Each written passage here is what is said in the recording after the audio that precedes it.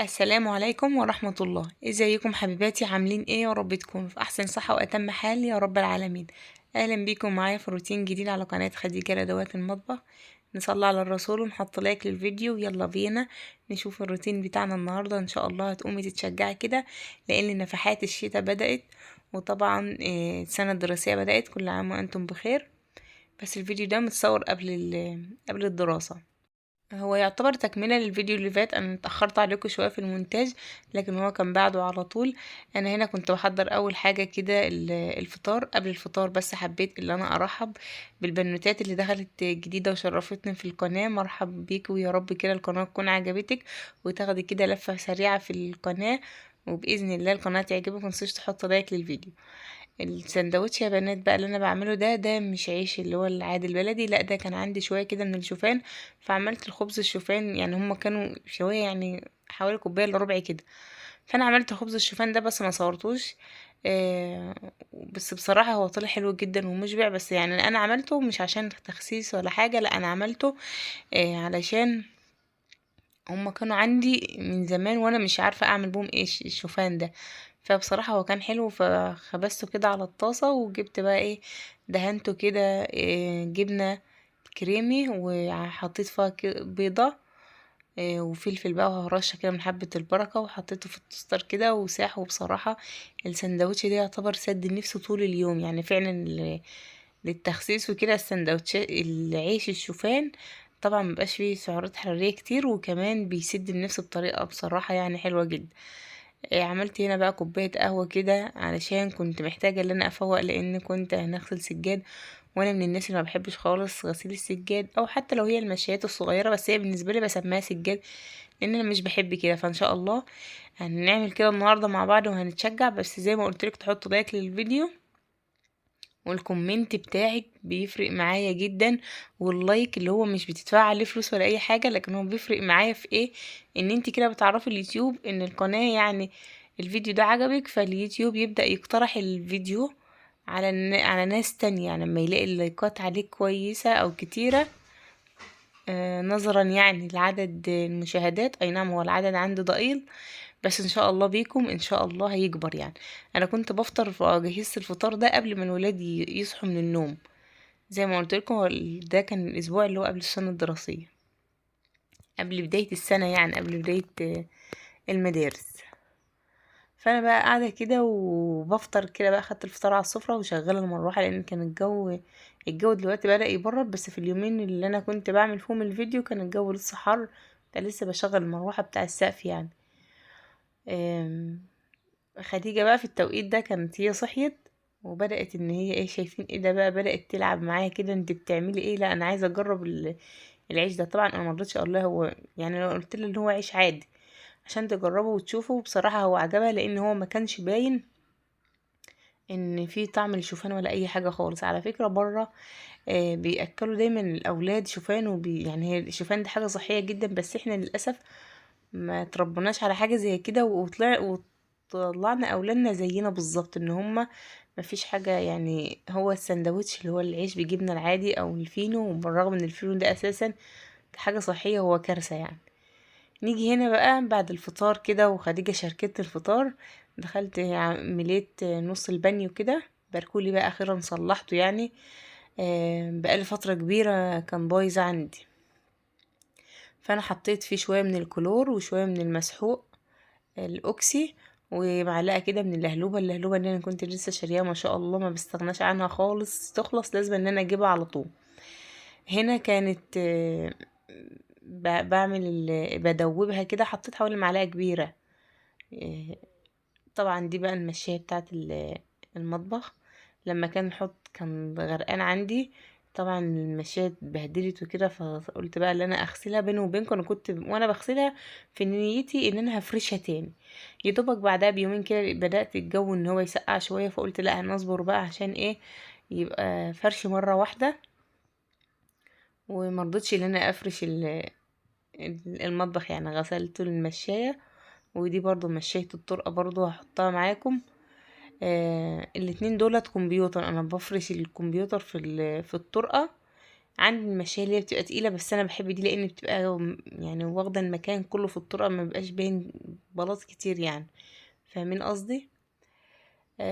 فهنقعهم بقى. احلى حاجة ان انت تنقعي السجاد. انت شايفين المية احنا حاطين مية فل شمعة منورة. هنشوفها دلوقتي هتبقى عاملة ازاي. هنا بقى كان الحوض بقى بعد ما الراجل السباك يعني جه صلحه وكده. دي المية اللي كانت بتنزل بقى من الحوض، وللأسف برضو لسه من وقت للتاني لسه بينزل مية برضو. انا كنت بقى ايه، جبت المساحة دي اللي هي الشرشوبة ديت، وبدأت اللي انا امسح بقى. ما خدتش بالي ان هو ممكن يكون وقع في صودا. هو كان حاطط صودا اللي هي البطاطس. فانا مسحت كده زي ما انتوا شايفين كده، ففي بقايا بسيطة، فانا جبت شلتها كده بالمنديل بايدي، فلمست ايدي للأسف بقى ايدي عملت نقر كده وطلعت بهدلتني والتهبت، وكانت بتجيب دم بقى، وقعدت يومين بصراحة وجعاني جدا. يعني الجزء اللي كان اعمل ايه، كل ما اجي اسجل مانيش عارفه اسجل امتى على الفيديو بتاع الحديد القديم، لا بتاع الطماطم والخضار، يعني حاجه كده استغفر الله يعني. دي بقى يلا هنعمل ايه، اعملوا نفسكم مش سامعين. يلا بقى كده قومي تشجعي الاولاد بقى كده يروحوا المدارس، وبقى عندنا الوقت الصبح ده بيكون اطول، وبلاش بقى لما الاولاد يمشوا من ان انت تنامي يعني. لا نشوف احنا هنعمل ايه، لان طلباتهم بصراحة في التوقيت المدارس ده ما بيبقاش عندنا وقت اللي احنا نتلفت حوالين. فعلى قد ما نقدر نستغل وقت الصبح. لان طبعا ما احناش هنفرش الشتوي دلوقتي، لان الجو لسه مش برد اللي هو بالطريقة يعني المزعجة، يعني ان احنا نفرش دلوقتي. لما نفرش من شهر 9 لشهر 3 او حاجة فيبقى كتير اوي. فنبدأ بقى ان احنا نستعد كده، نرتب ترتيب داخلي كده للدواخل ولو في سجاد يتغسل، لو في بطاطين تتغسل، الكلام ده كله قبل ما الشمس تغيب. وبعد كده بقى لما الجو يبرد قوي، يبقى انا ساعتها ان شاء الله نفرش بقى باذن الله. معلش بقى استحملوني في التصوير. انا هنا كنت غيرت البوكس، لان كان المنظم اللي انا بستخدمه ده كان صغير، وانا كنت عايزه الم اللي هي كل العطور بقى. فكان عندي السبت ده، كنت جايبه فيه المانجا. طبعا انا خزنت مانجا، مين اللي لسه ما خزنش؟ لان المانجا دلوقتي سعرها زاد يعني لما كنت جايباها. فانا هنا بحط الملمع، سواء خشب او ازاز، واللي هو بتاع اللي هو النمل ده، والمسحوق الفيبة، واللي هنا البطرمان ده انا بحط كده اللي هي الفرش اللي هي بيكون فيها ايه، اللي انا بنضف بيها البوتاجاز. لكن المنظم اللي انا كنت جبته قبل كده وحطاه في الحمام ده، انا بحط فيه بقى المسحوق وحاجة المسح والمعطر التاني الحمام والكلام ده كله. هنا الكربونات برضو ما يعني دايما لازم يبقى عندي كربونات، بحطها في مع الهدوم البيضة وبتنفع يعني كتير. ده ازازة كده من الكاكولا، ازازة مش بستخدمها يعني. بحط فيها ايه، بحط فيها الزيت اللي بيطلع مني من تحمير بطاطس، من تحمير الطيور، اي حاجة من دي بجمعها وبعمل بها الصابون الابيض. انا كنت عملته معاكي، كنت ماما صورته معاكم يعني اول ما فتحت القناة، يعني بالظبط من حوالي 4 سنين. لكن هي ماما ما شاء الله بتعمله بقالها فترة كبيرة. في ظل كده بقى وانا بعمل تحت الحوض، يعني انا النهاردة عملت تحت الحوض، وهنغسل السجادتين دول مع بعض. عملت ايه غدا سريع كده، واظن انتوا فهمتوا هو ايه من خلال تحمير البصلة كده. وانا يعني عشان كنت في المطبخ وبرتب فعملته كده على طول. هنا بقى يا بنات انا بوريكم اللمامه دي، كنت عملت لكم، كنت شاريها معاكم في المشتريات من زمان، بس هي بصراحه حلال فيها الفلوس، بس تجيبي منها التركي ما تجيبيش المصري يعني. لان انا جبت المصري وحشه جدا جدا، لكن دي بتلم الوبر اللي بيبقى في السجاد كله. هي فيها ميزة حلوة جدا، ان انت بتحط فيها ايد المقشة وبتلمي بيها الوبرة وانت واقفة كده، مش لازم تجيبي اللمامة اللي انت تمسكيها بايدك.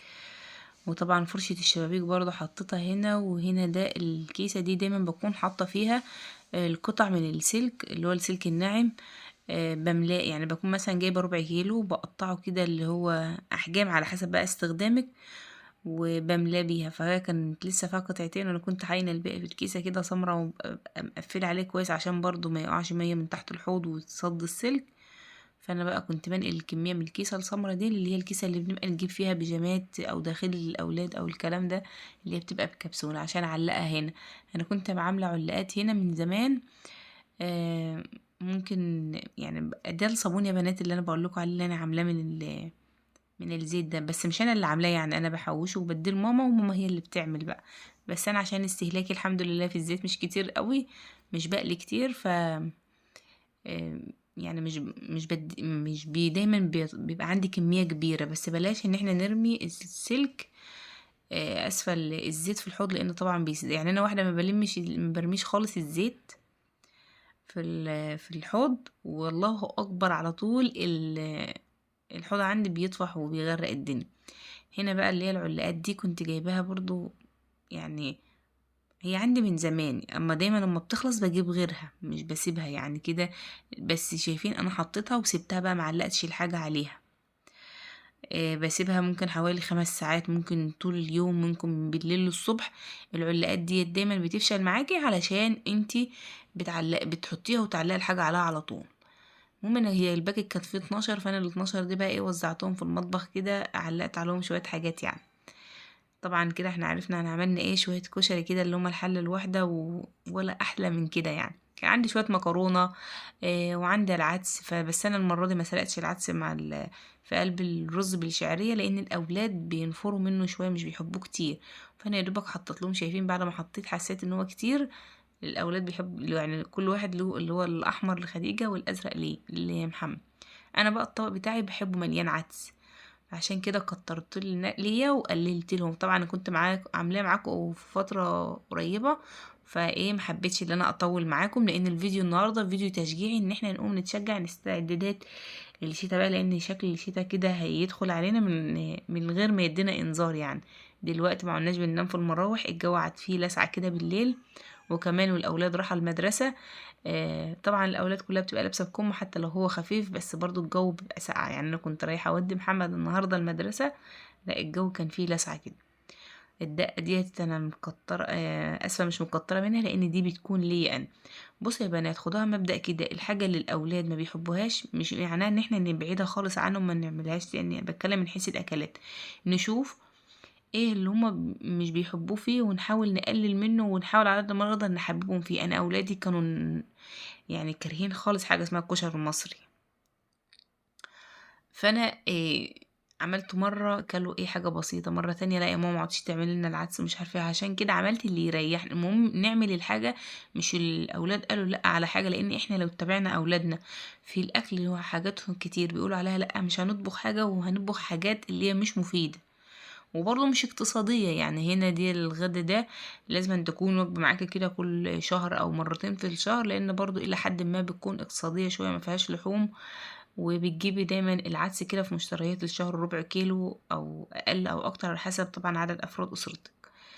بعد ما اتغديت بقى، وطبعا ما تفكروش ان انا قمت من على الغدا هوب على طول كده، لا طبعا ده احنا كنا بقينا بعد العصر بمدة. آه الكمية انا هوريكم دلوقتي كمية المية لونها اللي هي طالعة منها السجادة، انتوا هتتصدموا بصراحة.